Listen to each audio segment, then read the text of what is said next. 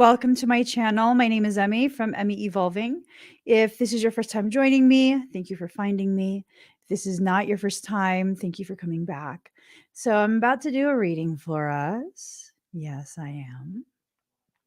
I asked what this reading was going to be about, and what I heard is so many positive changes. But first, you must decide. There's something for you to decide, and it's something that's going to alter exactly how it is you travel through the events of your life. And if you allow yourself, if you allow yourself to become very, very aware of what it is you're trying to achieve, I think you'll have more success in what it is you're trying to achieve, right? I think for many of us, we have a concept of like, I want this, this, and this. And when we sit and think of why we want these things, we come to the realization that because someone outside of us said that it's something we should like, we should want, right? We need to start really making these decisions that help us to remember the greatness that we are. These decisions that help to support our growth, these decisions that take us to the next layer, the next level of whatever understanding we're trying to develop about ourselves. Oh, thank you for the reminder, Lindsay. You guys, while I'm getting the cards ready, let me talk really quick about the Morphogenetic Fundamentals workshop. I'm going to be teaching a class. If you have been really, really heavily thinking about wanting to learn my energetic system. For those that don't know, I'm not a tarot card reader. I am on here in the mornings when I'm on here, reading tarot cards with you guys, just because spending time with y'all. But I'm not actually a tarot card reader. I can read tarot cards, but that's not what I do for my day job. I am a morphogenetic specialist. I do a lot of morphogenetic recalibrations and all sorts of different advanced work. And if you've been interested in trying to learn how to work energy, definitely check that link out. It's on my academy, k33academy.com. And I'm teaching the bare basics of how to harness your energy for your energetic health. Okay. Now I'm not teaching you how to work on clients. I'm teaching you on how to work on yourself. And it's a very potent class. For those who have taken it before, I think I've done it maybe twice. Maybe twice. This would probably be the third time, I think. If y'all want to share your experiences, what you learn and how it positively affected you, definitely feel free to. All right, the cards are ready. Thank you again, Lindsay. Let me there we go. All right, let's see. Okay, so upside down mindset, upside down magic, and then there's something being hidden from you.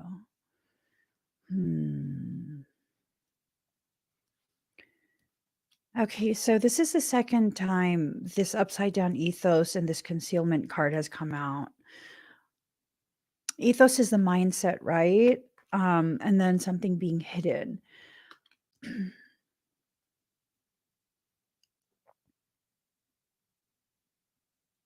I actually got sleep last night. I just want to share that. Okay. I'm getting something that's not such a nice message or feeling. Upside down ethos and upside down magic.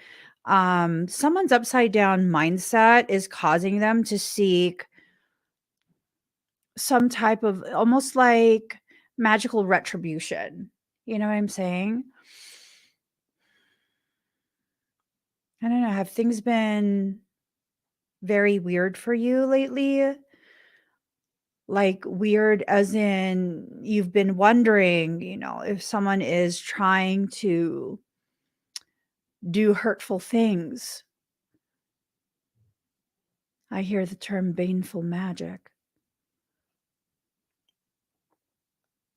Michael, is this reading for me?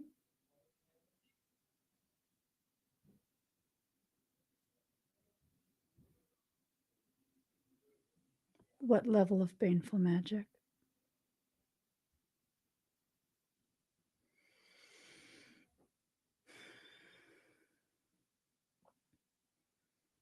Michael, show me their face.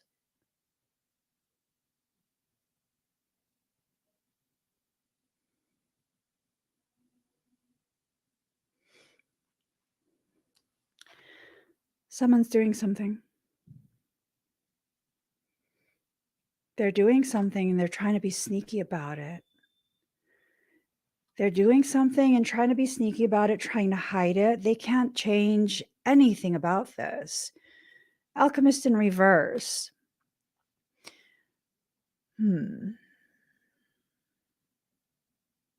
Is it ancestral?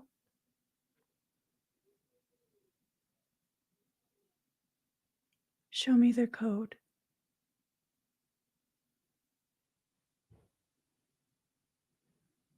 I want to see the mitochondria.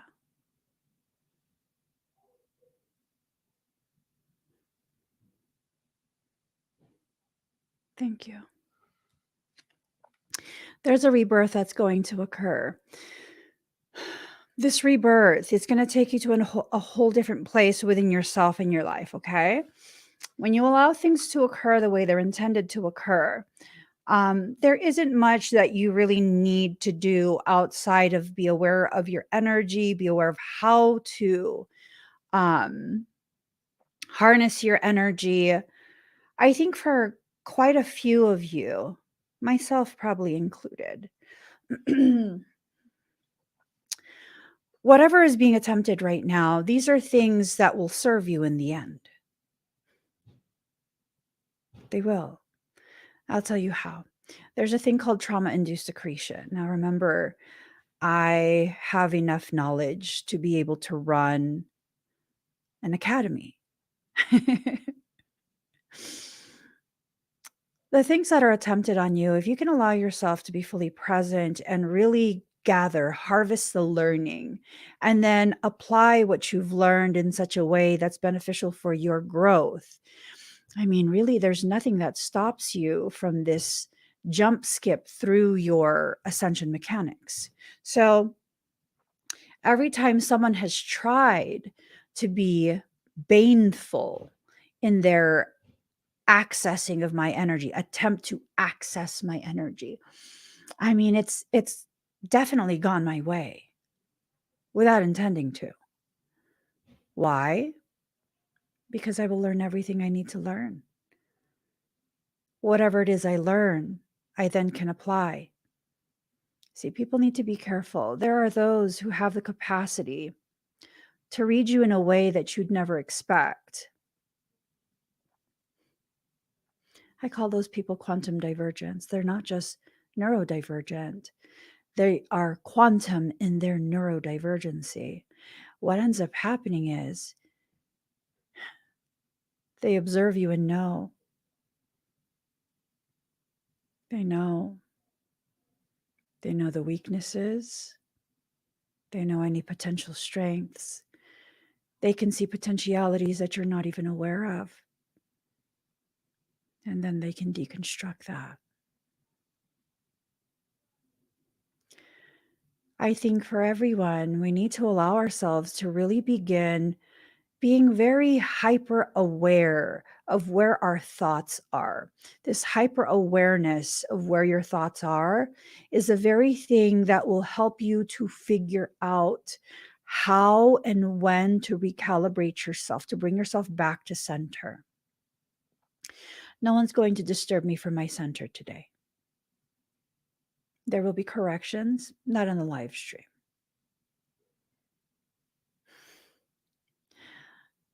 I've seen your face. I even know the texture of your hair.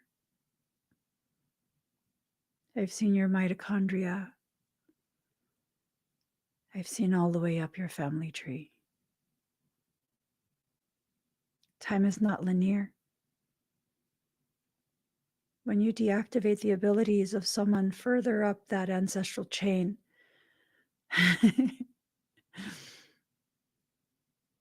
everything beneath it will crumble.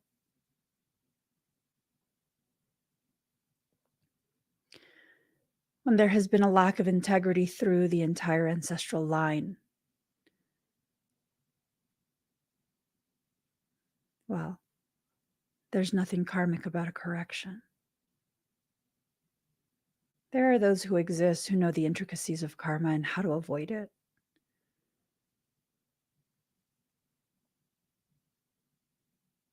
It's important for people to stop doing stupid things just because your ego is fractured and you want to prove how strong you are in a state of weakness. The truly powerful don't attempt to harm other people hidden behind a screen. You see, there are those quantum divergents that exist that don't have barriers placed in front of them.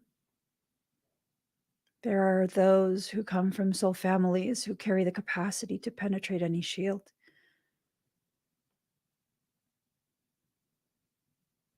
You're lucky I got to sleep last night.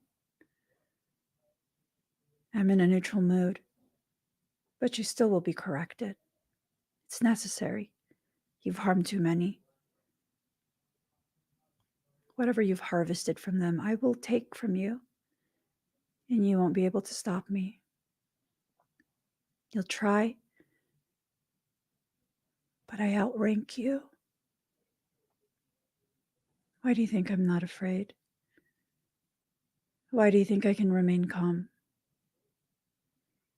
Although you've come across quite a few people who you have more ability than.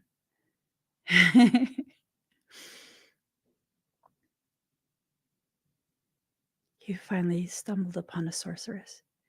I was born this way, just like you were, except my bloodline trumps yours. You'll learn, and I will be the one to teach you. And any of my students can tell you, when I teach you something, I teach you down to your core. You pick the right one on the right day.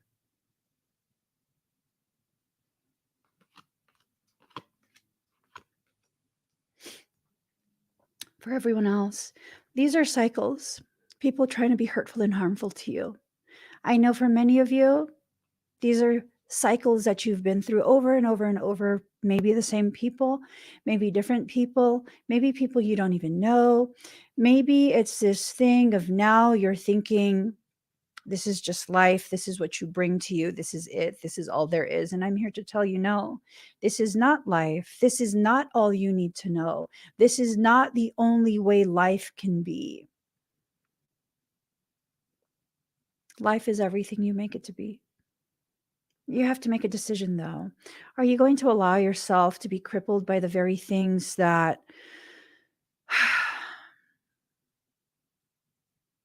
I don't know, the very things that have been placed in front of you to invite you into a space of expansion of your awareness of your own personal power? Now, that statement has nothing to do with attempting to dominate others. It has to do with you no longer allowing others to very easily and readily dominate you.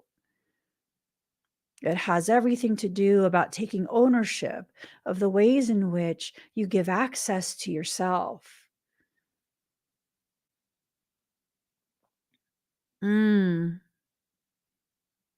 Do you guys feel that movement? It's like a sudden like gust of air. I guess I won't be doing anything later.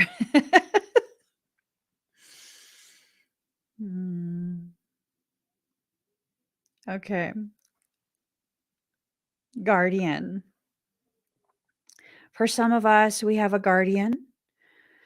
And, there's really nothing that you need to be afraid of. Yes, you might still feel some hesitation. You might still feel some fear, but is it necessary? Probably not. Now, not everyone has a guardian that's strong enough to be able to handle um, a lot of the malignancies that are occurring in the world right now. But we all do have a guardian. You have to be aware of what you're getting yourself into. So, what I'm trying to say is your guardians are calibrated to the events that you are naturally going to be experiencing in this life. However, because of that sovereignty, that free will to choose the different lessons and the intensities that you're going to be using to learn those lessons, excuse me. If you're going to consistently choose to immerse yourself in environments that are just so far elevated in their darkness and distortion, your guardians and guides might not have enough capacity to keep you safe during that. So you have to be aware. Don't intentionally place yourself in situations where you don't know if you have the appropriate level of protection. This is about staying in your lane, right? So what are some ways that this can happen?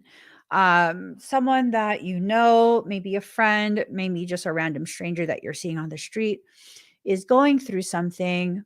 Something bad is happening to them, and as an empath, that upsets you, that bothers you, and you want to help.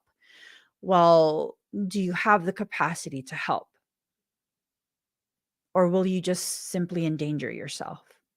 Years ago, long time ago, while I was still living in California, um, my husband's very old friend, he lived in East Palo Alto. Anyone who lives in California, y'all know about East Palo Alto. Is hood, okay? It's not a big deal, but it's hood. And I have no problem with the hood, but this time we were just a few blocks from his BFF's house, and one man attacked another man who was selling, I think, oranges or something like that. He attacked the other man, and the other man was bleeding everywhere, like profusely. And this huge part of me that's an empath wanted to stop and like protect him. But do I have the capacity to protect him? Right? Am I armed? No, in California, you cannot be.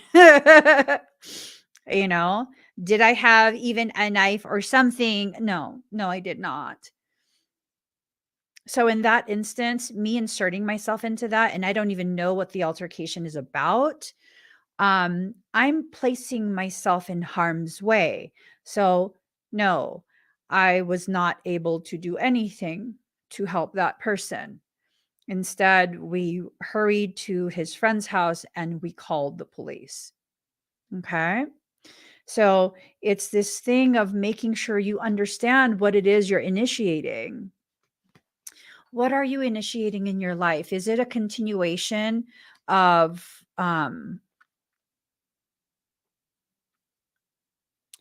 not choosing with responsibility the types of situations that you participate in? Because, like, high priest, high priestess, responsibility, right? Are you responsibly using your ability to choose what you partake in? I'm suddenly super duper hot. Are you choosing with intention, right? Are you allowing yourself to be aware of exactly what it is that you are volunteering to participate in?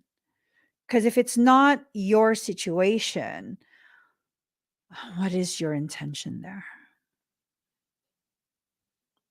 What is your intention there? Are you trying to come in as a savior? Are you is this your way of kind of reliving some type of atrocity that happened to you, and You know, it's like projection of retribution, right? You are projecting onto a different and separate occurrence, circumstance, environment, something that you wish you could have done for yourself. These wounds that are unresolved within you, they're going to be used as entry points if you don't start consciously choosing, being cognitive about your decisions of what you will and will not participate in. This is the period where there is something that's trying to really drag you back into that space of complicity. Are you complicit in your suffering? Are you complicit in the blocking off of your abundance, the blocking off of the support that you are wanting, needing, waiting for, right? Are you complicit in the denying of the very people who are part of your soul family and the needing of them to be present? Um, and only you can determine who's your soul family. There will be those who, maybe I'll just do one on and one off. I'm having flashes between hot and cold. Maybe maybe it's time to really experience the types of connections that you needed in order to get to the next place of learning within yourself. This feels like a very intense period where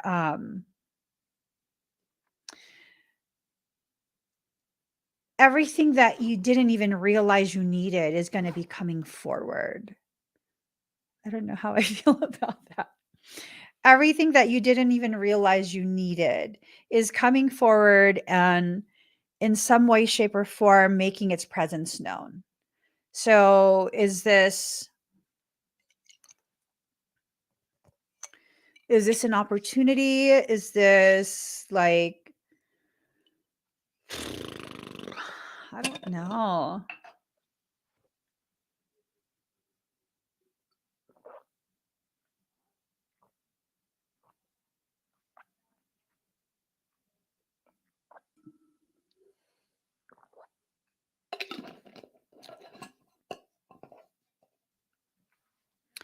All right. Ritual and vocation.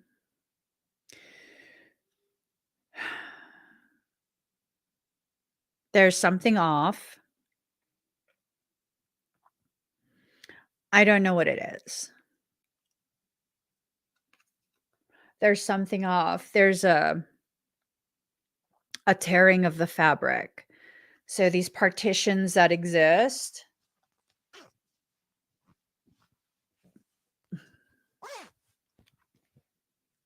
they're being torn. That could be your Auric Shield, something trying to enter into your Auric Shield. It could also be you kind of just doing this shedding. There's so many different potentialities of what this could mean, and I think it's because there's a wide variety of people who are present right now, and so it's like so many different meanings because there's so many different people. I want you to pay attention to the way your body is feeling right now as I'm giving this information, right? Um, where do you feel that on your body?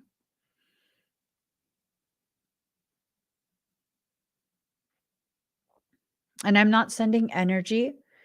Um, I'm allowing for the awareness to come through.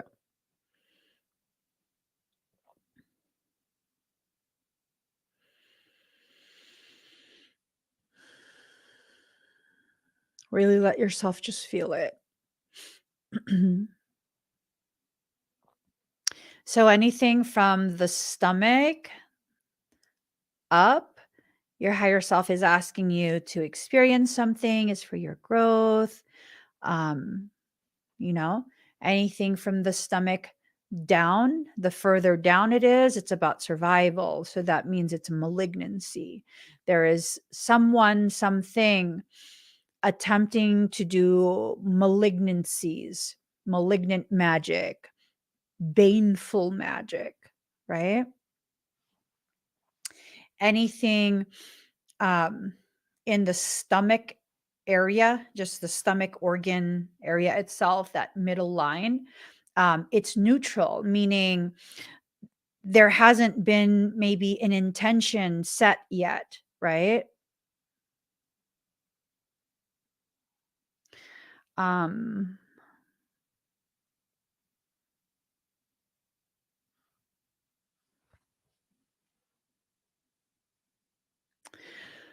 hmm.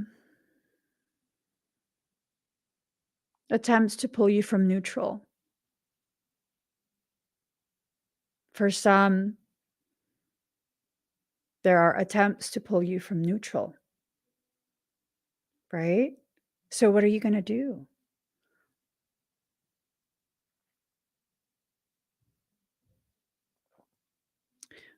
What are you going to do? Are you going to allow yourself to be pulled from neutral? Are you going to recognize that you are becoming aware to a degree that you didn't realize you could be aware? And really begin seeing the attempts. There are people who are used as total demon whore vehicles. For example, I just got a notification, right? My assistant takes quotes from my live streams and then she puts them as axioms. They're just written words. And then she'll post it on my business page, my social media stuff. So here's the quote: I'm a spiritual elder. Respect me. This is not a request, it's an expectation. When I give respect, I deserve respect. If all I give you is respect, but you continue to try to force me to agree with you that I deserve less respect than what I know I deserve, you will see a whole other side of me, a side you probably will not like. And so this person comments, respect is earned. I'm not sure why Emmy feels it's necessary to demand it prior to ever giving it first. Respect me now, damn it. And it's a laughing face. Whatever. Clearly, you haven't read anything beyond the first 2 lines. You're none of my concern.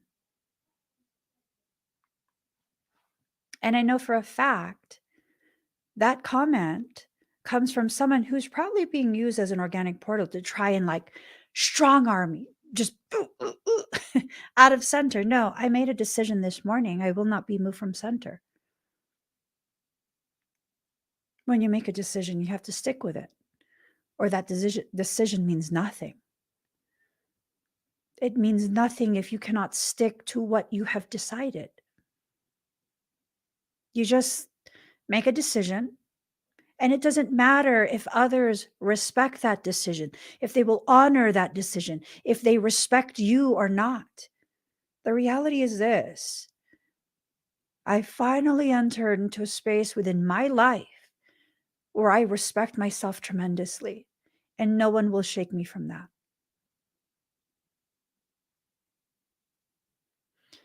I don't need understanding, agreement, or validation.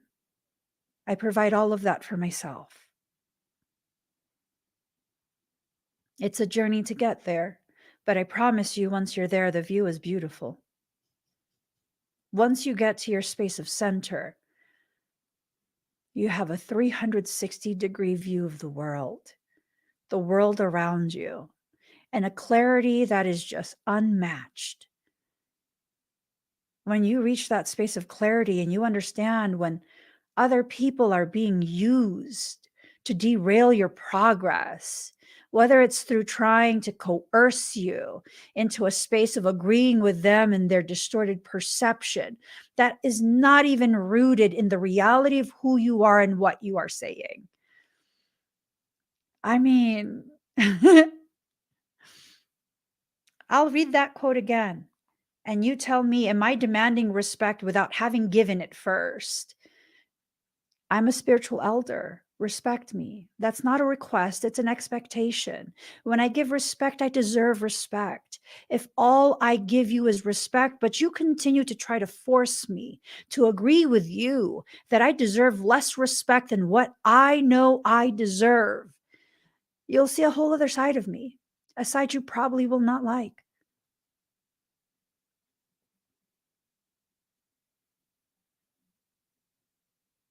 Is that me demanding respect without having first given it?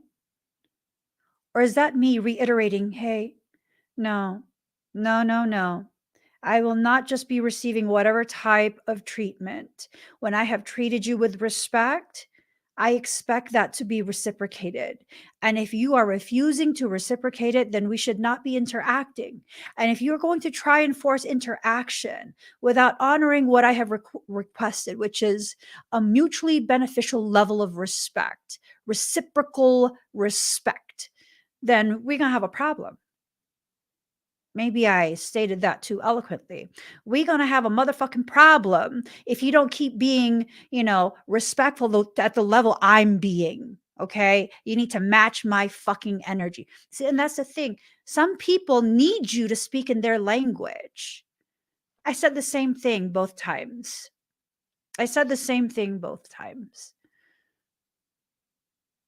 If you would like to share space with me, there needs to be a mutually beneficial level of reciprocal respect.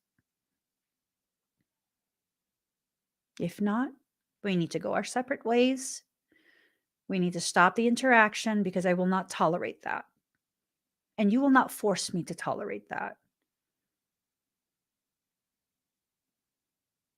I mean, which way do you need to receive the communication from soul? Can soul remain in a space of speaking as a spiritual elder? Because I tell you, not all young people, but there is this trend that's been happening where young people think that just because you're young, well, YOLO, you could be disrespectful as fuck. You cannot, I promise you. I'm from the fucking hood. My siblings were gangbangers. I promise you. I am really not the one you want to try your liberal shit with. You leave me in my fucking peace, it will stay peaceful. You invite the dragon to come out the cave, motherfucker's gonna get burned. Hey, that's how it is. I'm spiritual to the degree that I now accept myself as I am. I will not shut myself up and shrink myself down for the very people who need to be cleansed by the fire of dragons. So, word to the wise, if you think you're going to be this like nouveau fresh knight in shining armor, you got your armor on, like you're not scared. Dragon fire can melt steel. This is about you recognizing where you are, how powerful you are, and that really, no, you don't have to comply just because someone is shaming you, just because people are watching and you're afraid of what? What are you afraid of? That these people who have the capacity and use that capacity to malign you without even knowing you, you're scared they're going to talk shit about you, honey. They talk shit about everyone. There's a bug. They talk shit about everyone. These are the very people who talk shit about everyone. You are not so special that they will not talk shit about you if you kiss their butt enough. Had to learn that the hard way. I absolutely had to learn that the hard way.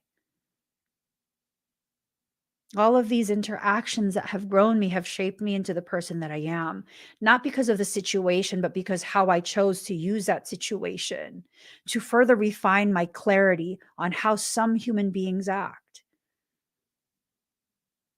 Like, no, I will not be tolerating that.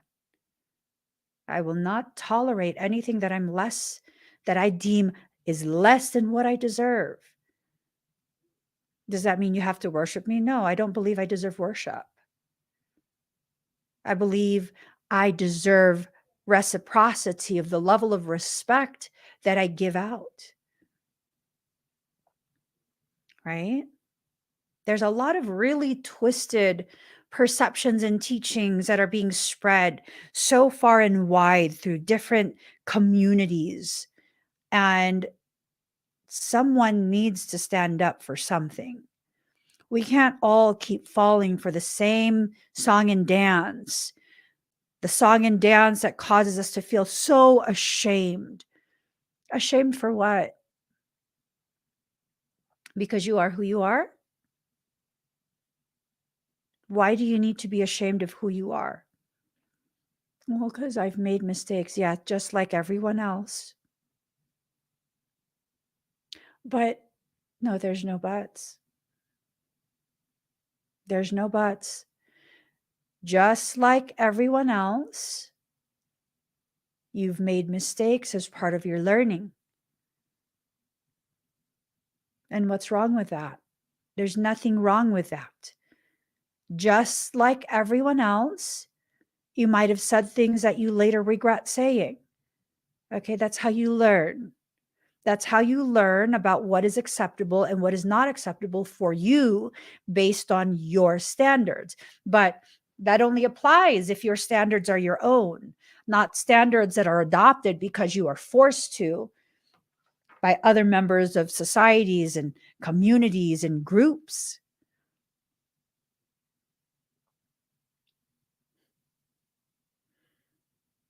You have to be who you are. The only time the world will give you permission to be who you are is when you choose to lose the shame of being who you are.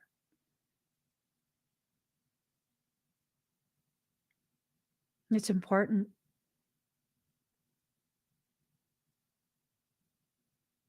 It's important. You are important. The way you allow yourself to function within your life is important. You don't have to be fearless as you do this. You simply have to find enough courage that it overrides the fear that you're aware of, the fear that you feel. You have to walk your truth. If you want to exit out of this space where you're not allowed to be a free spirit, you have to keep walking. You have to walk your truth. You have to exit out of those environments where people think that you are giving permission to some degree just because you're present. There are environments that behave that way.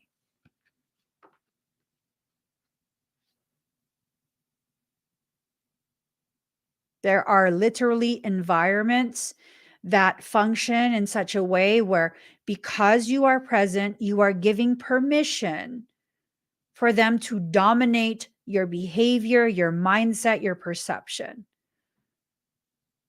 You're not allowed to think certain things. You're not allowed to say certain things.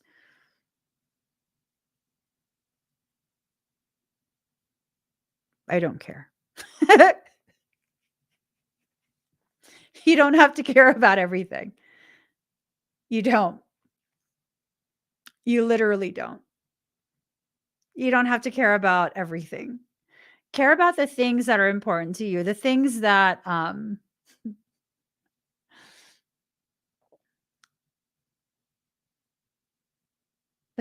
give your life an additional layer of meaning. I'm laughing because I said I don't care and Michael says we don't care. Michael doesn't care either. We don't. I care about a lot of things. Not about stupid stuff though. Things that I deem stupid where it's like, well, you made that comment, so but we now have to have an exchange. No, you don't have that kind of power. But oh, I have to delete it? No, I'll leave it up so you look stupid. I don't care. It's social media. It's not life. It's not life. You see, they're trying to create this metaverse, right? Where it's like this intangible thing is life, but it's intangible, but spirituality is not life. Your spirit, your soul is not life because it's intangible. But the metaverse is life. No, no, it's social media. I don't care. What I care about is what I know.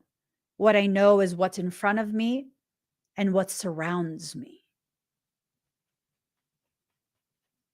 So for me, I care about not just my physical reality, but my ethereal one as well. My etheric existence, I'm aware of that. I'm aware of that and I love it.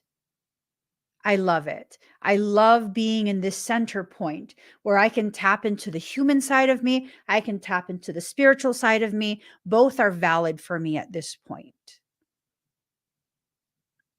And I have the capacity to see when someone is coming up to me and displaying behaviors that are indicative either of being a wounded child, which I'm not your mom. If you're angry about something your mom did or didn't do for you, you need to go talk to your mom. I'm not your mom.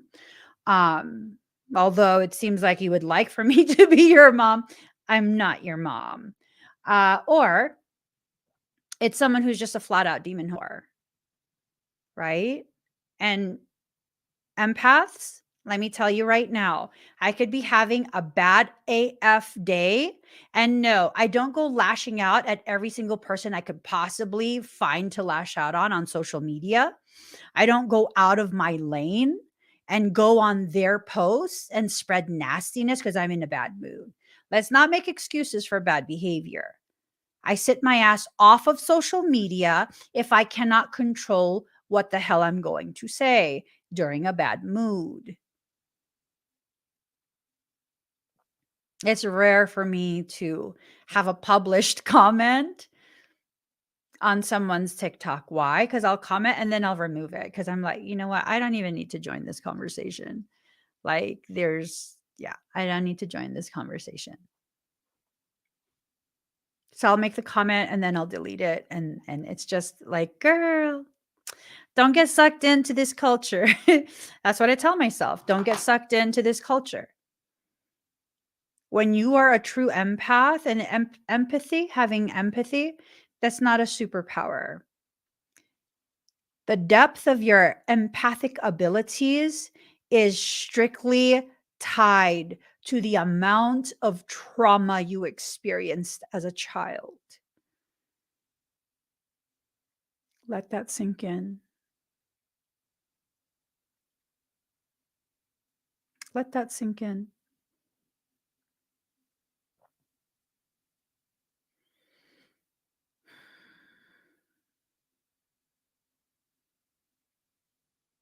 How empathic are you?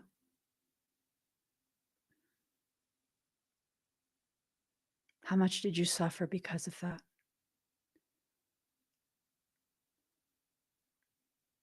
How much suffering did it take to become that way?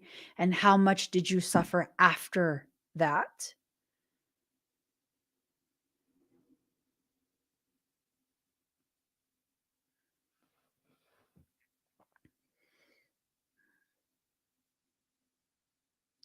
Whatever it was that happened to hurt you to the degree that you had to hyper evolve survival skills.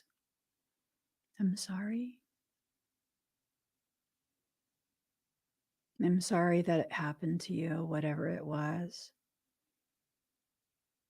But I promise you, you can use your life experiences and the way those experiences have shaped you. And you can use it for the betterment of not just your life, but the life of everyone around you. First, you have to exit out of the program of control. You have to take your power back.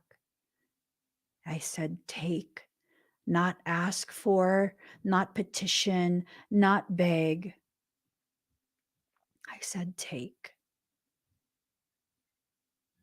Take it back and never give it away again.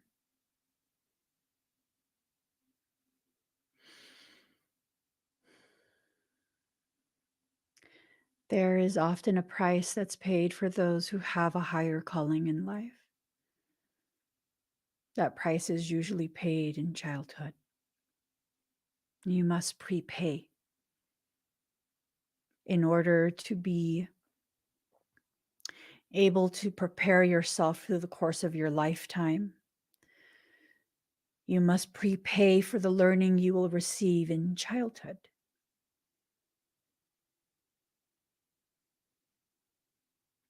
Oftentimes, the people who I've come across a lot of people. The people that I've come across who are the most highly gifted, highly developed, they're oftentimes the most heavily traumatized. You'd never know, though. They hide it very well.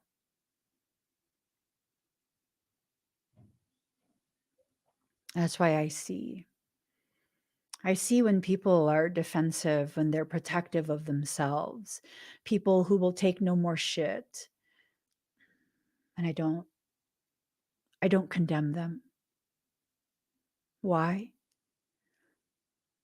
Because that was me before I exited. Those are my people. Sometimes you have to hurt the most in order to better understand why your ability to heal is so needed in this world. Do I think it's fair? No. But I understand the logic of it. It goes beyond human logic, goes directly into the complexity of the way the human brain is understood by the divine eternal soul. You know, you've been being prepared for this life's purpose beyond this life, for many lifetimes, actually. Quite a few lifetimes.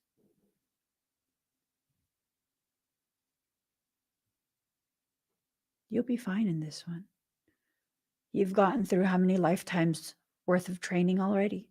You'll be fine in this one. This is a lifetime, though, where for many, you're going to be actively applying the very thing that you've been cultivating, the gifts and all of that.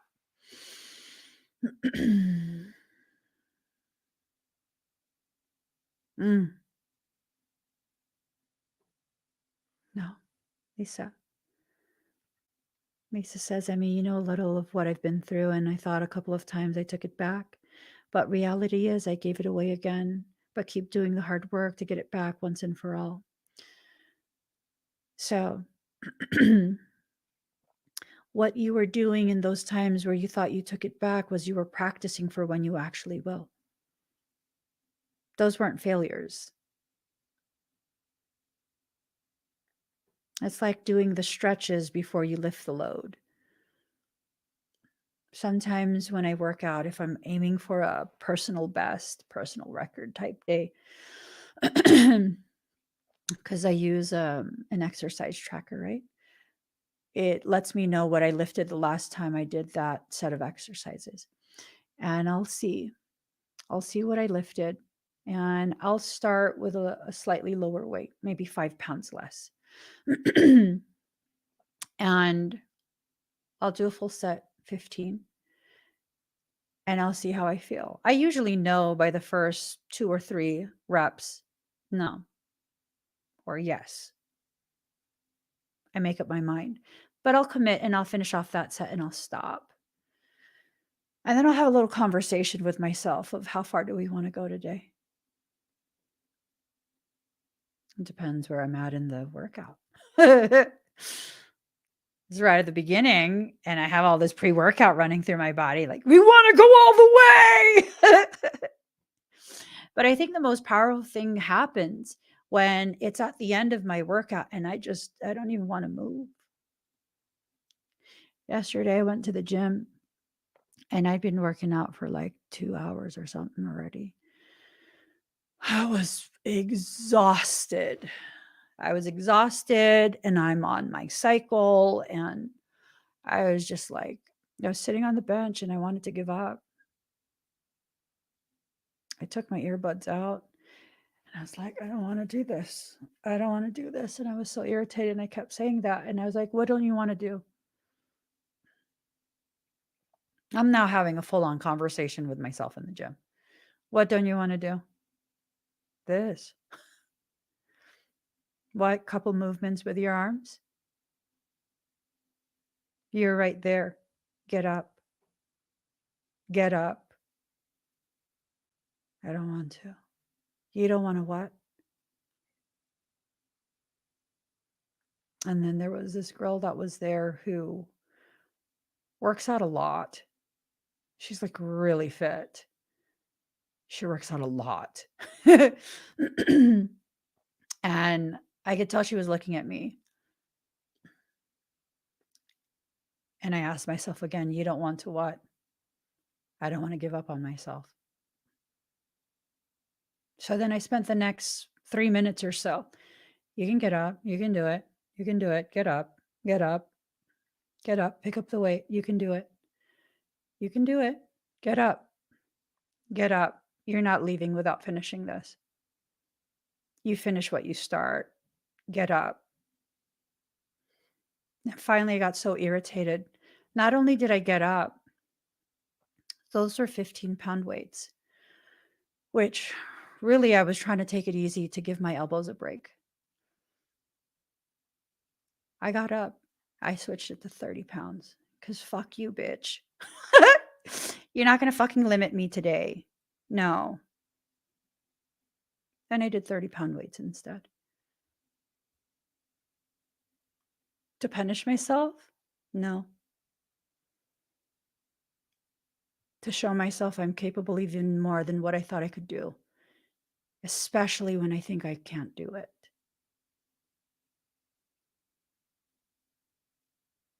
When you let other people get in your head and they tell you you can't do something, they try and convince you that that's enough. What's your reaction?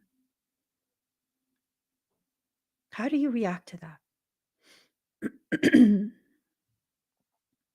How do you react to that? Do you tell yourself that I failed, that they're right?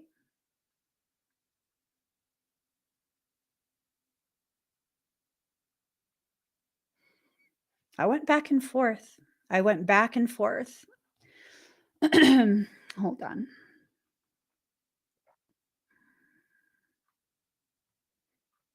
One second, guys.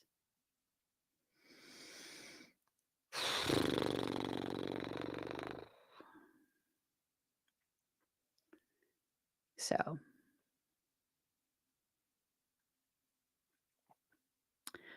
had to converse with myself about, are you weak? Do you think you're weak? Is that what it is? And it was a difficult conversation I was having with myself in those minutes that I was sitting, trying not to leave the gym. And I kept looking around, looking for my husband, because why?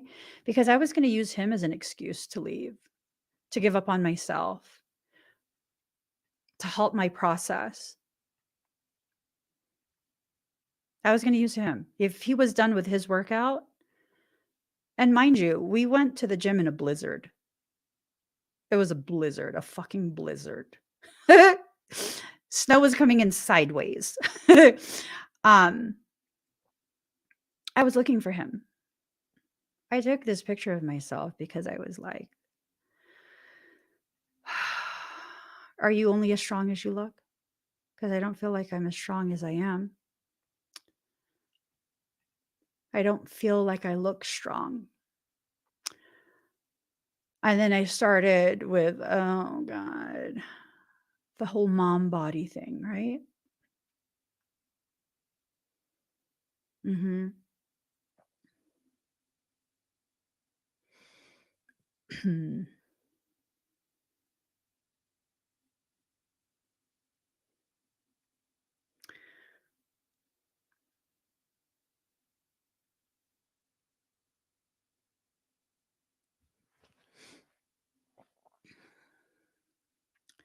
Your perception will fluctuate. Your perception of yourself.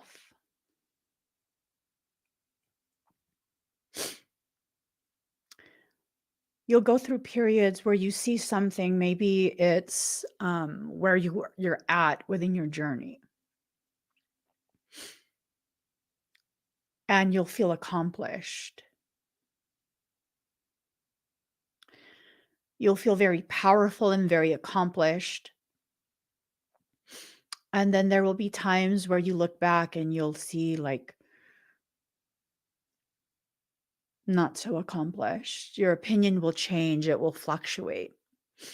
It will be something that will forever show you exactly how fluid you can be in your process. So here's my mom bod. I don't want to share it. It's important. It's important. It's important that I work through, and I don't. I find myself wanting to preface it with, now don't be critical because I'm still a work in progress. I still have so much that I'm trying to undo with my health and this and that, and I don't need to do that. I just need to share this moment where I took a picture of myself, because first it's embarrassing to take a picture of yourself in the gym, and I was like, just take a picture of yourself so you can see yourself. And so I did.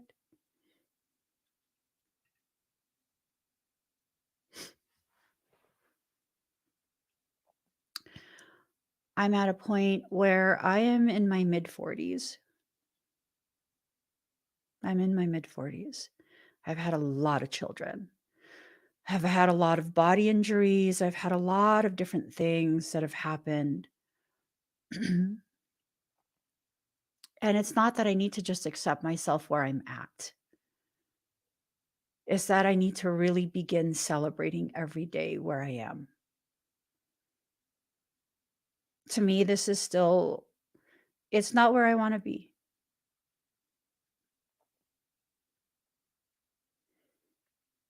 But this is where I am.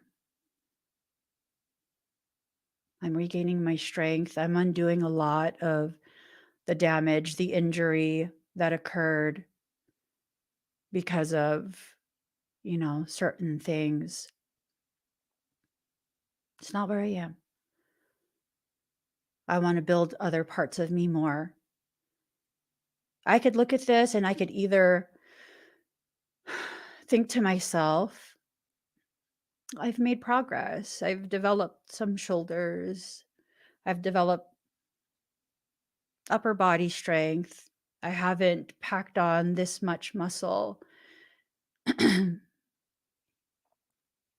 possibly ever, especially my upper body. Or I could sit here and be like, oh, I see the flab right here, my side boob. I see flab. I have loose skin here. I have loose skin here. I need to build more hammies. I need to build out my calves. I need some more of my glutes built on the sides. I need to work on my hip flexors. I need to whittle this down more. And it's like, no, this is where you're at. You're either going to choose to celebrate it or not. But this is where you're at.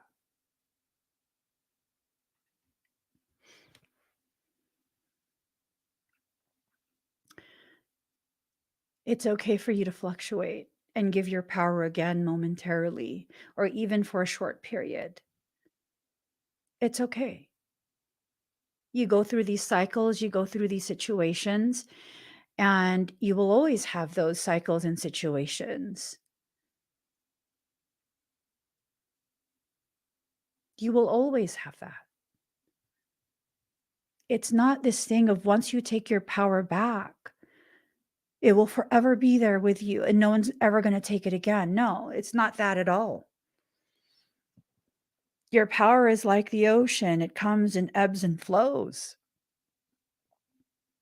It's not a linear line. There's the high tide and the low tide. And it's okay.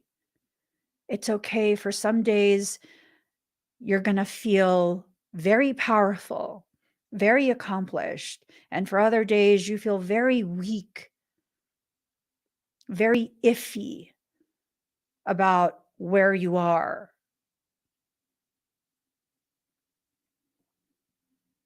It's okay. It really, truly is okay. And you know, yesterday I was going through an elevation in my celebration of what I've been able to do. And it definitely was this thing of I weighed myself, not because I'm basing my progress on my weight in the traditional sense. Okay. So I weighed myself and I literally have not lost any weight. I gained about 50 pounds. 50 pounds when I got real sick. And I have not lost any weight at all. But my size is completely different. So that means I can fit into my clothing when I was about 50 pounds lighter, but I fit it in a different way. For example, when I started this journey, I just started in August. Okay, like actually put effort in August and began tracking my progress. When I started, my medium size waist trainer was it ended right here on me. I couldn't get it further than that. I was like, "Oh my god. Oh my god." And now I fit my small waist trainer that keeps my back, my spine nice and safe as I'm lifting heavy loads. But I'm still the same weight. So that tells me I have about 50 pounds of fucking muscle on my body. 50 pounds. I love it.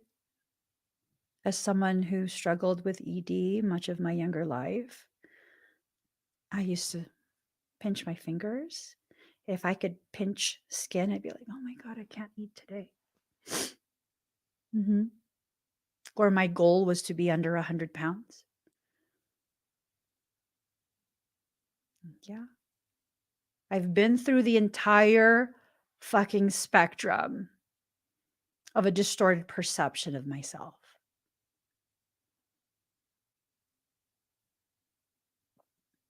Ebbs and flows. That waxing and waning. Those are the natural cycle of things. It's okay. Life is a dance, not a marathon. It's a dance. It's this back and forth, either in place or somewhere else. It's up to you. It's up to you exactly how you want to choreograph your life. But for me, it's like I see places where I need to improve, and those improvements, it's for me. But that does that detract from what I've accomplished? Eventually, I'll show you guys where I was at in August. It was bad. It was bad. I have not felt that sick in maybe like 20 years. I haven't felt that sick in a very long time. Very, very, very long time. When you feel sick, you don't just keep feeling sick. You do something about it. You do something to change it. And if you guys think that I'm simply lifting weights, no. No. That's to strengthen me as I continue doing what else needs to be done. Proper nutrition, proper supplementation. I'm not counting calories. I'm not in a calorie deficit. I have zero intentions to be in any kind of calorie deficit. I'm not even doing cardio. I don't do that shit. I'm too fucking old to be running in place. I'm sorry that I'm not sorry. I lift to improve my strength, to condition my body, to undo the damage that I allowed to occur.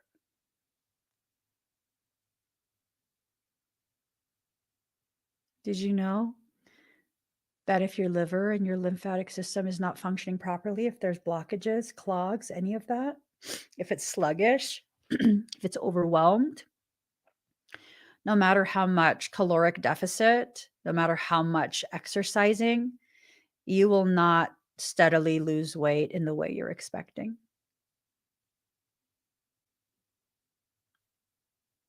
Know yourself.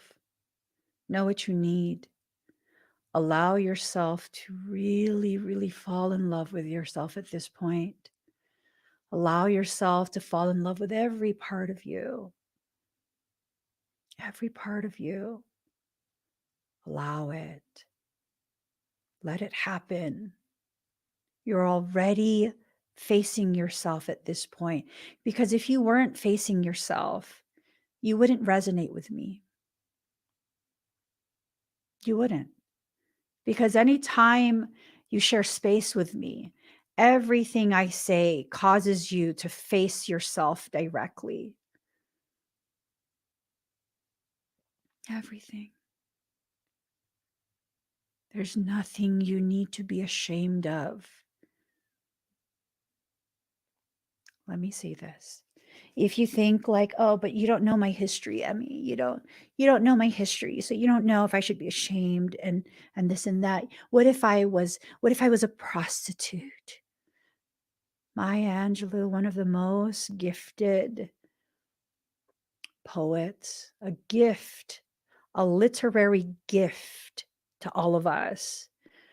She was a prostitute, a single mother prostitute, I think in her 20s. She had no options. I'm not promoting sex work. I'm saying what you had to do to survive the situation you were in was what you had to do to survive the situation that you were in. If you are done surviving and entering into a space of thriving, you need to see what you lived through as the very thing that got you to the place of thriving.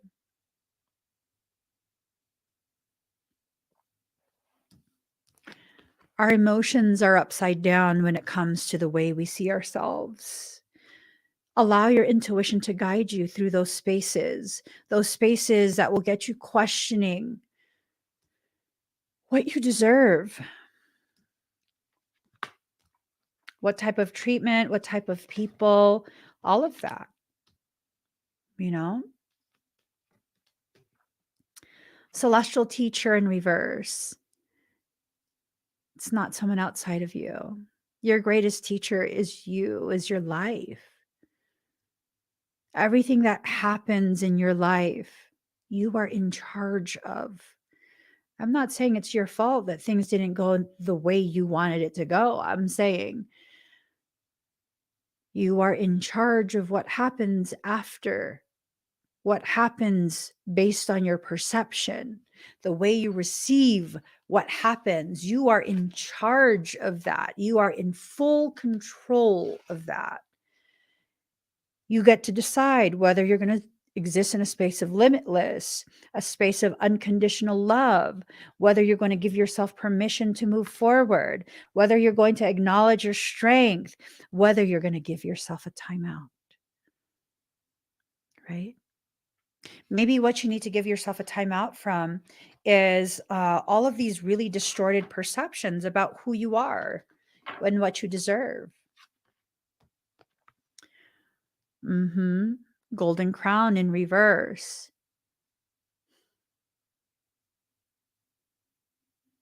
The emptying out of all that distorted perception that's been placed in your head by people who are insecure themselves.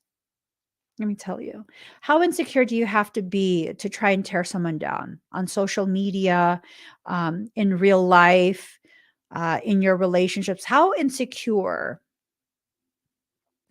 does a person have to be to tear someone else down?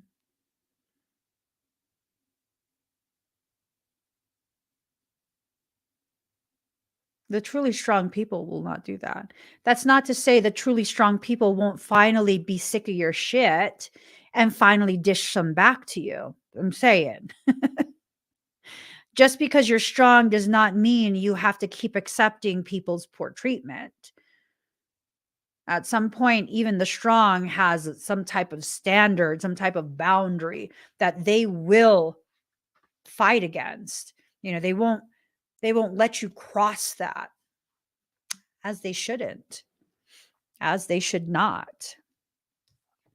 Betrayal in reverse. Do not allow betrayals to occur anymore. When people show you who they are, believe them the first time. When they show you who they are towards other people, believe them the first time. It's one thing to get upset because someone is poorly treating you and to kind of very passionately and very stingingly correct them because you're frustrated already. Okay, fine. But it's a whole nother thing for when someone who has the capacity to be excessively destructive, they go ahead and because now they have an excuse and they're giving themselves permission. Oh, they're going to really go to town on you. That's a whole different thing. It's a whole different thing.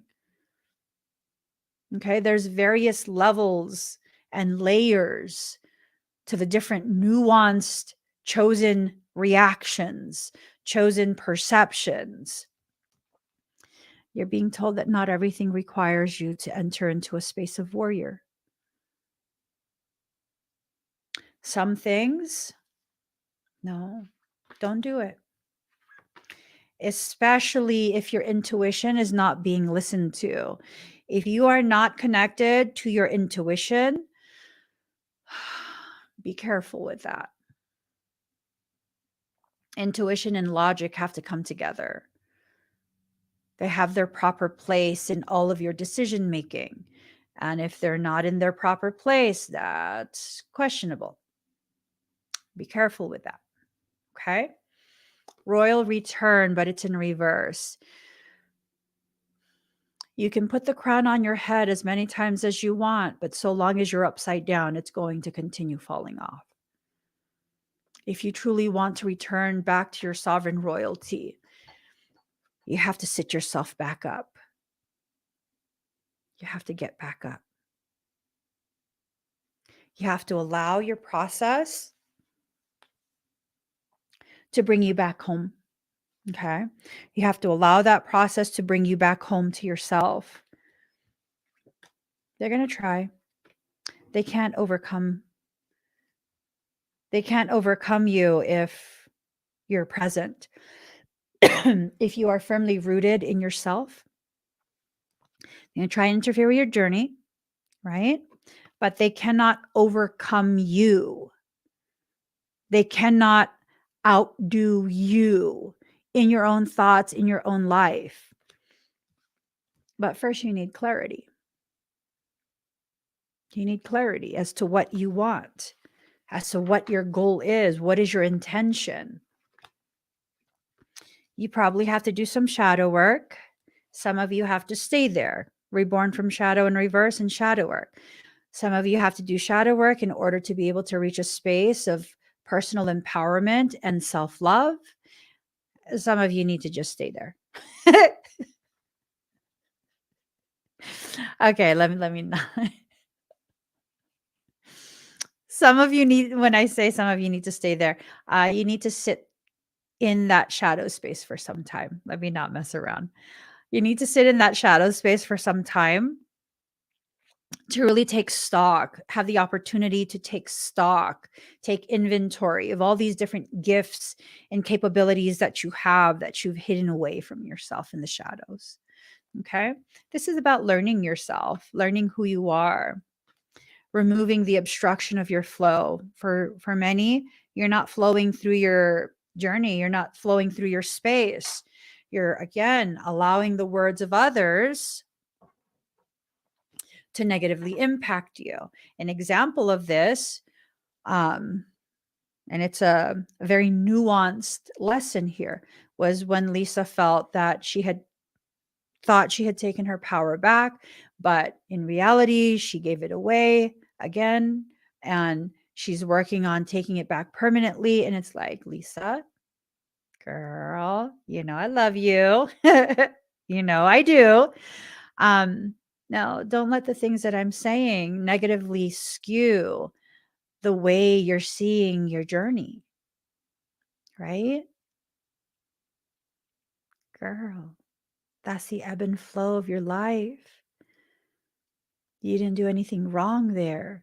You had to go through multiple cycles to truly learn in a much more nuanced way every time that cycle repeats just why it's so important to not allow specific types of people, characters into your life. For me, I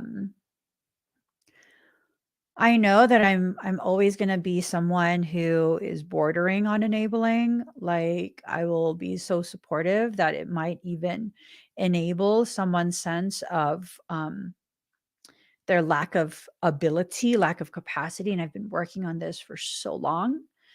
And so there's this awareness that I've developed where it's like, if you have a certain type of personality and I become so endeared to you that I'm willing to overlook the ways in which you are still choosing to co-create the same suffering for yourself, I cannot be around you because I cannot help myself. I will be like, no, it is not you. No, it's you. It's you. You're choosing to continue these cycles. So it's not about blame. This is about seeing the ways in which you can actually genuinely change the trajectory. You know what I mean? So it's like, I need to withhold myself from those types of interactions. I need to hold those interactions from myself. Like, I cannot be in those type of environments for any prolonged period. That's something I'm very honest with myself about it. You know what I mean? So, and Lisa, no, I don't, I'm sorry. I didn't mean to make it seem like I'm putting words in your mouth. I was just using it as an example to show people how even some of the most empowering words can sometimes cause a person who is so accustomed to being very detrimental in their perception of themselves and their processes. Even the most empowering words can be received in a way that will justify their frustration and their punishment of themselves, right? It's all about understanding where you are in your journey. It is. Once upon a time, like I was saying, I was looking at myself in the mirror at the gym, trying to convince myself to keep going. I totally like the word bitch. Bitch. That used to be so offensive to me. Like, who you calling a bitch? Like, you want to fight, huh? You want to fight? Now I'm like, bitch. I don't even care. See, we're the ones that give power to the words, whether they're positive, whether they're negative. We are the ones deciding that, right? The moment I took my power back and I allowed myself to recalibrate what my perception of certain things were, where it was rooted in, what the real issue was, that whole thing became neutral. It became neutral. I was able to learn how to redirect myself. For many of us, what we needed from our parents was to learn certain types of life skills. Redirection is a very crucial life skill. And many of us did not learn how to do that from our parents, from our environment, because guess what? No one taught them either. When people talk about gentle parenting and not saying no, I think for many of them, very few people actually get what gentle parenting and attachment parenting actually is. It's about teaching your child how to redirect themselves so that they can continue to coexist with you while remaining within the parameters that are appropriate for their age.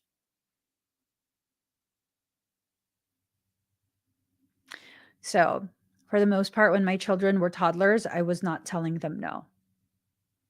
They want to go to the park and we have things to do. I'm not saying no. What I'm saying is, right now I kind of have to do these errands. We can see after the errands are done. If I'm exhausted, we won't be able to go.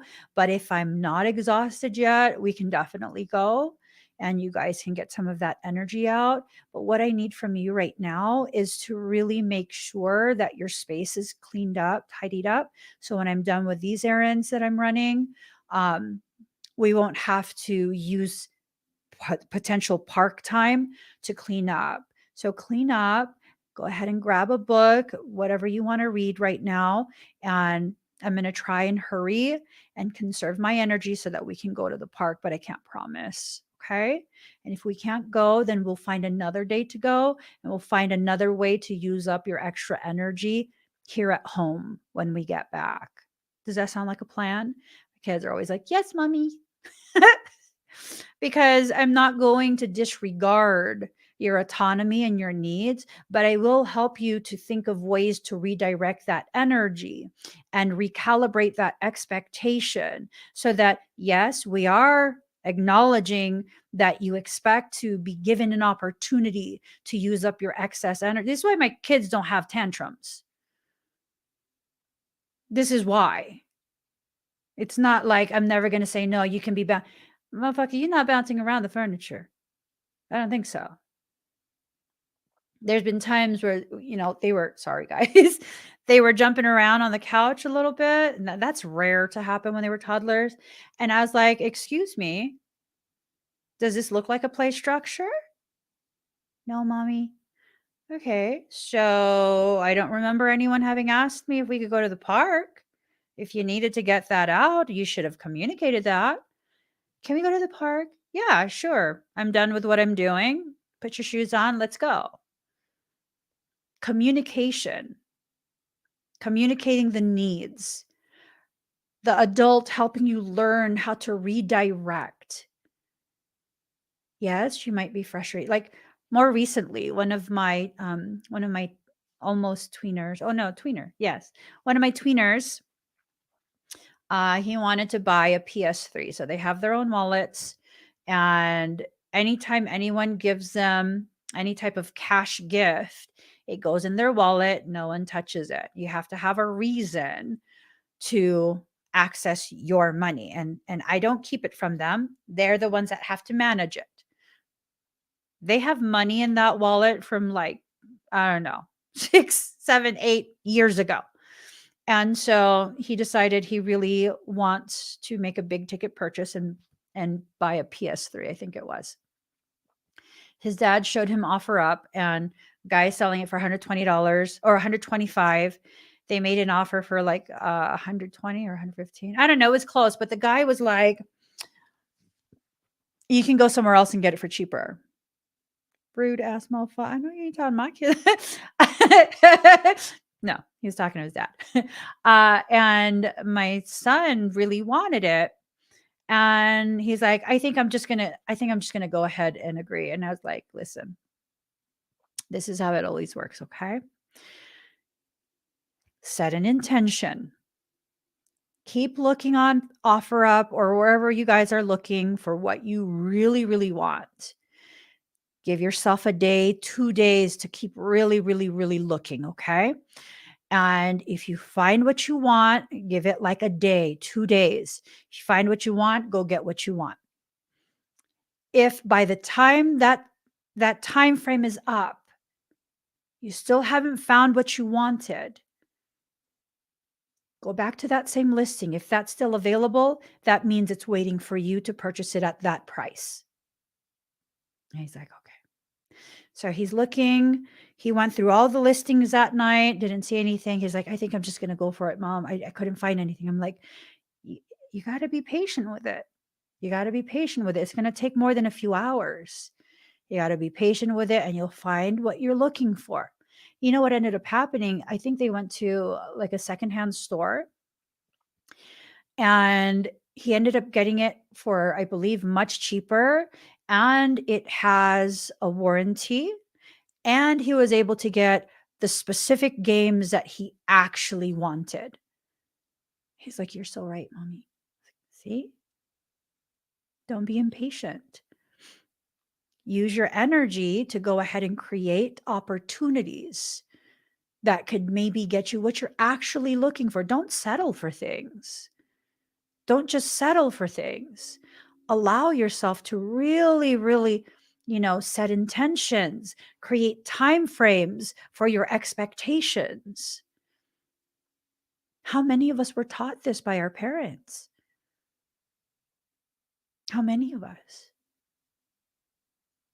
I know I wasn't taught this. But see, here's the thing. Because I wasn't taught this is the very driving factor that causes me to teach my children this. The things that you weren't taught in childhood, now is the time for you to teach it to yourself. There's no more excuses. There's no more excuses. You want a better life? You want more positivity? Create the opportunities, the circumstance to bring that in. Don't just settle. Don't settle for whatever is fast, whatever is there, immediate gratification. It's like you apply this to relationships, and people have this ideal for a relationship that takes 18 years to build, right? I'm in a relationship now for 24 years. Okay. That's a long ass time. We didn't start to build the relationship we have now until we were like year 16. Mhm. People are like, "Oh, where'd you meet your husband at? I want a man like that." I promise you he was not that man when I met him. He wasn't a bad man, don't get me wrong. He already had his good traits, but the nuanced ways in which he knows me and how to cherish me, and the ways I've learned to cherish him, the ways we've learned to bond with each other, that took a very long time for us to consciously choose to build together. But no one wants to invest in that. And for the people who will be like, he treats me like crap right now, but year 15, he's going to change. My husband, in all those years before, had never called me outside of my name. Worst thing he's ever called me is my legal name. And I was like, oh my God. What? I was like, what the fuck's wrong with you? I can laugh about it now, but you best believe I was like, oh. Right? He doesn't push me around. He doesn't demand things from me. So there was never of that type of toxicity. Uh-uh. Don't misunderstand what I'm saying. I'm saying when someone is already, a good person from the start and doesn't treat you poorly, you can continue to build on that. You can absolutely continue to build on that. So hidden moon. This is super duper important. I sure wasn't taught this. And with each child, I learned more of how to break the cycles of parenting and more of how to heal yourself. I think that's why I have so many children. I had so many things to learn. My children are like the greatest teachers. They are the greatest teachers I will ever have. When we allow our children to teach us the things that they came into our lives to teach us specifically, the things that we've hidden from ourselves come fully forward. Like one of my kids is legit my mirror. He is my mini me, like you wouldn't believe. And his level of sarcasm, his jokes, all of that, it's like It's me dealing with myself. No filter, no nothing. Energetic badass. It is me dealing with myself when I'm acting up. I can't even complain. I'm just like, woo. I look at my husband. It's like, this is what it's like. This is this what you deal with when you deal with me. And he's just like, that's what my husband will do. And I'm just like, woo, woo. Hey, I don't have any bad kids. I don't have any bad, any misbehaving kids. At all. At all. I have real children. I have children who are learning who they are, and they're being encouraged to be who they are. And don't get me wrong either. I've yelled. Mhm. When I feel it's appropriate for me to yell, I will raise my voice. Do I like to? No. Do I like to nag? Fuck no. Are you kidding me? That's the fastest way to fucking irritate the shit out of me. I tell you once, I remind you a second time. If I have to say it a third time, you're either intentionally ignoring me or you're forcing me into behavioral patterns that I do not like. I don't like a nag. Okay. I'm saying, okay. So, whatever is hidden from you will be shown to you, either from your children. If you have children, if you don't have children, it will be shown to you, reflected back at you by the very people who you interact with. And then we have the twin ray healing card. So, for some of us, this has to do with the people who are serving as the mirrors. Maybe they're not your twin, they're a mirror of the parts of you that you need to begin focusing on to heal. So, start focusing on it to heal it. I need to eat. Communication is key, but it's in reverse. So there's a failure to communicate something, either from you or someone else. A new romantic cycle begins, but it's in reverse. It's probably in reverse because there's a failure to communicate. It's that same freaking bug. Okay. Have faith in your dreams. What if your dreams are not dreams? What if your dreams are communications from your soul? The different potentialities that can come forward. What if your dreams are the ways in which you process life? I mean, I don't know. Have faith in your dreams. You're being guided somewhere. Your commitment is being tested, but it's in reverse. Please don't fall for that. When someone treats you poorly, whether it's a friend, whether it's a relationship, when they treat you poorly, they are treating you poorly. Please do not see it as you are being tested. Anyone who intentionally tests you, sorry, Scorpios, I gotta say it. Anyone who intentionally tests your love, your loyalty, not good. Not good. Scorpios, find another way to be smoldering and sexy. I'm saying, okay? That whole testing thing, I'm going to be encouraging my community, and it's not just Scorpios. I'm going to be encouraging my community to be like, hard pass, you got to go. When people test you to see how much you love them and how committed you are, how loyal you are, not good. Not good, not good, not good. Okay? Not good. Not good. And I apologize, Scorpios. That is such a stereotype. Don't live up to that stereotype of Scorpios. I know, Queen of Hearts.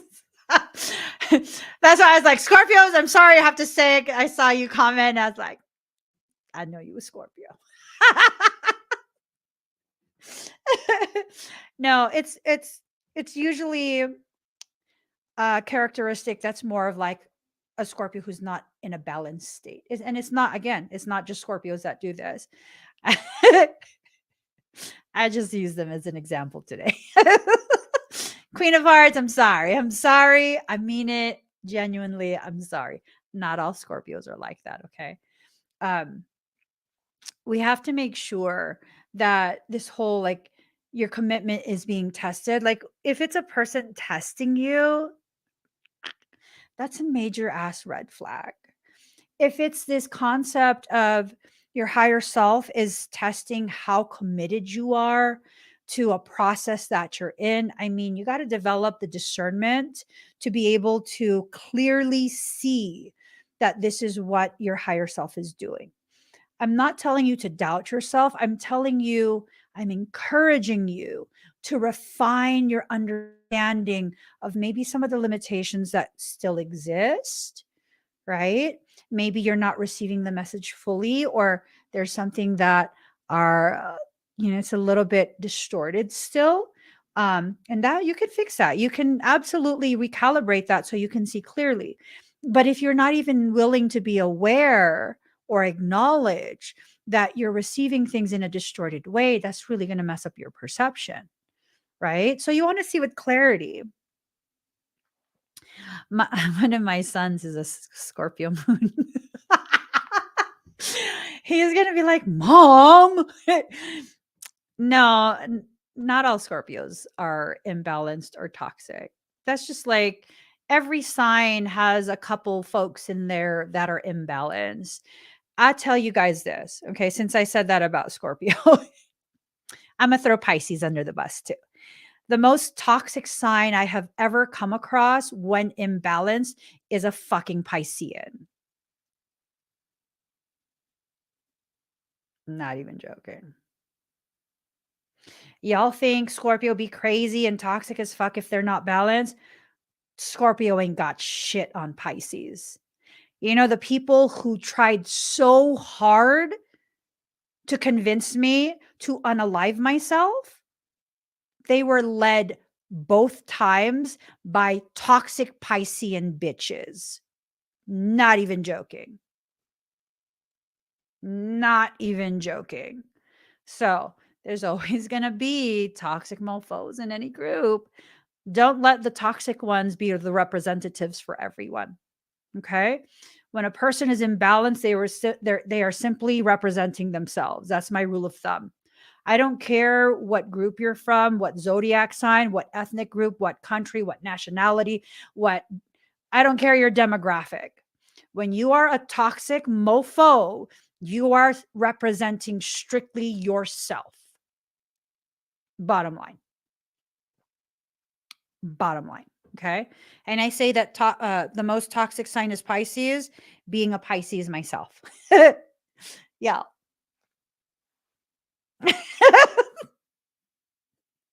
I'm saying, I'm sure I've had cycles of toxicity and maybe I didn't realize how toxic I was being. I'm sure of it. I'm sure of it, But does that mean I'm a bad person? Does that mean you're a bad person? No, that means you're going through some bad shit. Fix the shit you're going through, and then your attitude should it should be fixed too. Okay? Okay. I'm saying you're very close to achieving your goals. See, your attitude's almost recalibrated. Michael said that. See, your attitude's almost recalibrated.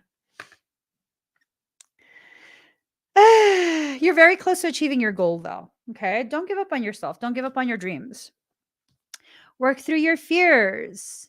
Work through your fears. Allow yourself to tap into new aspects of yourself, new potentialities. Confidence is key to success, but it's in reverse. Do you guys think I'm confident? Do you perceive me as someone that is just very confident in myself and,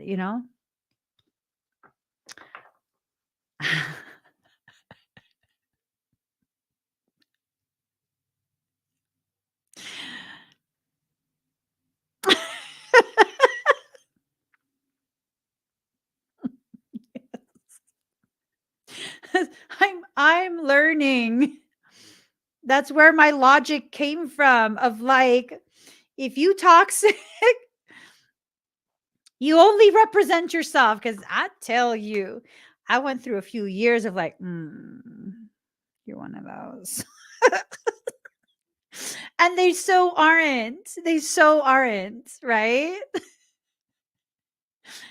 I'm just saying.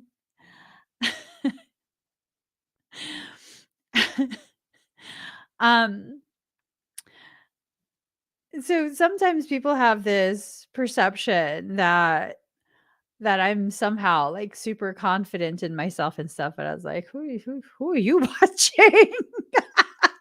Who are you watching? Confident my ass. um, no, I'm not a confident person. And I'm not faking being confident. I've just learned to allow my hyperfixation to sometimes step forward, and my hyperfixation will hold hands with my savagery. It will hold hands with the parts of me that are very well equipped to keep me safe. And so I've learned to no longer be afraid to the degree that I'm crippled, to the degree that I go mute. If you were to ask me to use 20 words, 20 adjectives to describe myself, confident would not be on the list. It definitely would not be on any of those lists at all. Not even considered.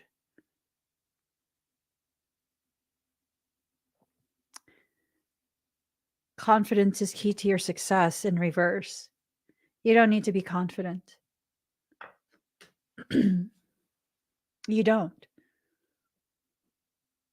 You don't need to be confident. You don't need to pretend you're confident. What you need to do is work on allowing the parts of you that have the capacity to make you feel safe in any situation, any environment, and allow that to come forward. Yes, Billy, I see your courage to be authentic. I'm not confident, I'm courageous. I've learned to dig deep enough and find enough courage that it overrides my fear.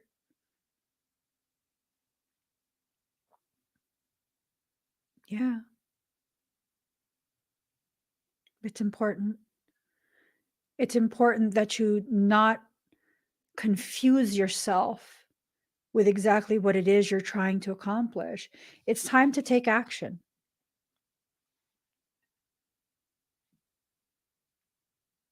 It's time to take action. It's time to allow yourself to put into play the very things, excuse me, that you're being prepared to accomplish. If you allow your process to unfold in the way it was meant to unfold, you'll begin to recognize you know what to do, and you've known what to do this entire time. You just didn't have the courage to do it. You didn't have the courage because of how other people would receive you, because of what they'd think about you. You can't control how other people see you. Some people are just committed to not misunderstanding. They see exactly who you are. They're committed to not liking who that is, because who that is threatens their perception of who they are.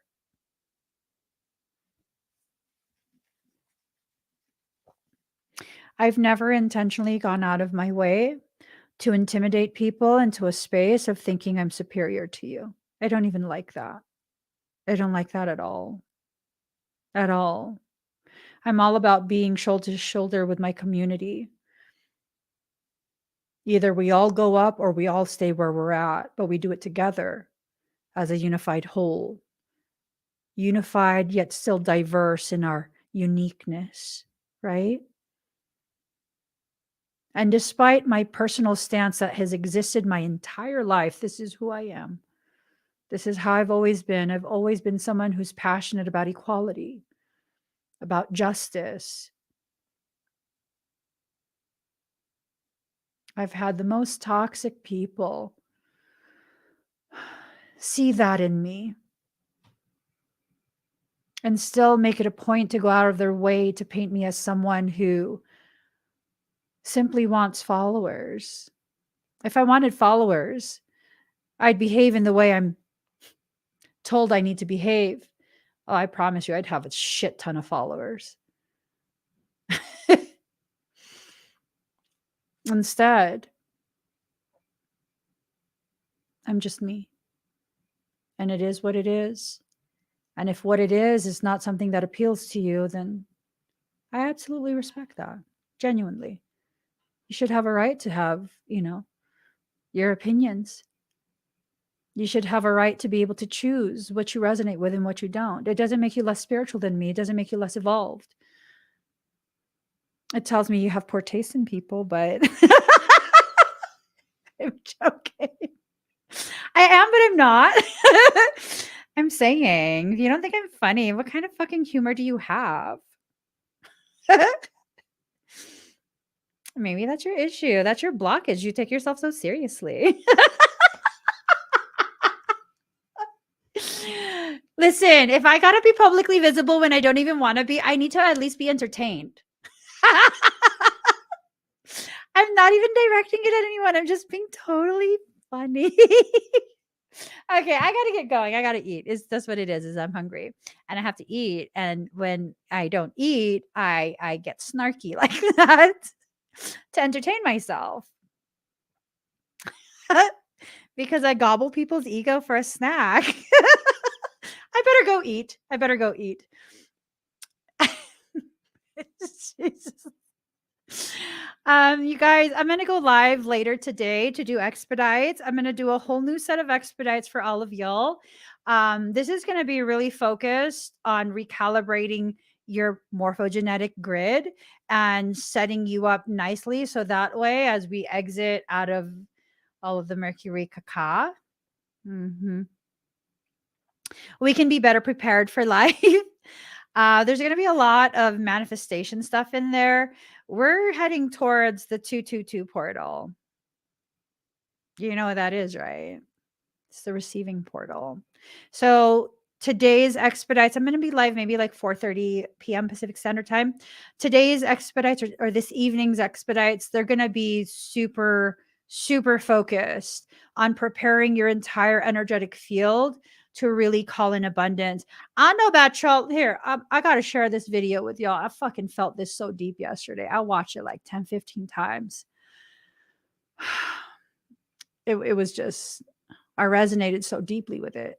Hold up. Y'all need to watch this. I want you to have full audio too.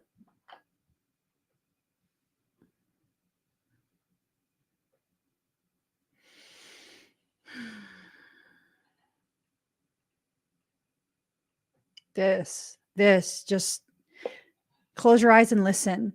It's powerful. I don't want to work anymore because I'm working every day very hard and I never had money. Fucking shit. So everything is expensive, motherfucker. Play it again. Wait. Hold on. Listen to it. I don't want to work anymore because I'm working every day very hard and I never had money. Fucking shit. So everything is expensive, motherfucker. Woo. One more time. I don't want to work anymore because I'm working every day very hard and I never had money. Fucking shit. So everything is expensive, motherfucker. How many of you felt that? Because I felt that. I felt that so deep. He didn't show his face. I felt that so deep. And, you know, I was just like, it's true. I don't want to work anymore. I just want to help people. This working shit is bullshit. Why can't I just help people for free? What the fuck? It's bullshit. Oh my God. I gotta breathe. Ooh, I gotta breathe. Yo, just so all of the expedites will be for all of that, okay? Like we're done. We're done, guys. We're done. I'm sick and tired of the way the world is. I want us to all be okay. Not just me. I want all of us to be okay. Whew. So here goes. Look at this. Thank you, Lindsay. Just a reminder, I will be doing a morphogenetic fundamentals live workshop. There's still space in the workshop. It's going to be a virtual workshop. It's about 4.5 hours long. And I'm going to be teaching the basics of morphogenetics, morphogenetic recalibrations, and things like that, so that you can work on yourself. You can, at least have some measure of personal energetic power at your fingertips. We're going through quite a few different changes as a collective whole. Those that know how to harness, like truly know how to harness their energy, you're going to have less of a hard time as we go through these shifts. Those that don't,